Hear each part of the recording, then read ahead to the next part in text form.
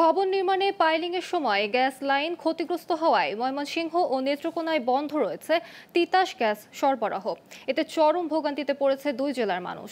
দুপুরে ময়মনসিংহ তিতাস গ্যাস অফিসের ম্যানেজার হিমটন পাল জানান, সোমবার সকালে ময়মনসিংহের ত্রিশাল উপজেলার নারায়ণপুর গ্রামে একটি কোম্পানির ভবন নির্মাণে কাজে পাইলিংয়ের সময় গ্যাস লাইনে আঘাত লাগে। এতে ছিদ্র হয়ে যায় পাইপ।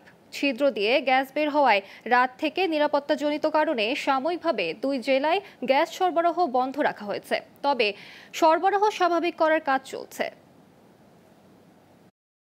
এই সঞ্চালন পাইপলাইনের লিকেজ মেরামতের জন্য চেষ্টা করতেছি। আমাদের টিম চলে আসছে। আমরা কালকে রাত থেকেই এইটা মেরামতের জন্য চেষ্টা করতেছি। গ্যাস বন্ধ করেছি। তারপর টোটাল গ্যাস শূন্য হওয়ার পর আমাদের কাজ শুরু করতে হয় নিরাপত্তার জন্য। সেই নিয়ম অনুযায়ী আমরা কাজ করতেছি।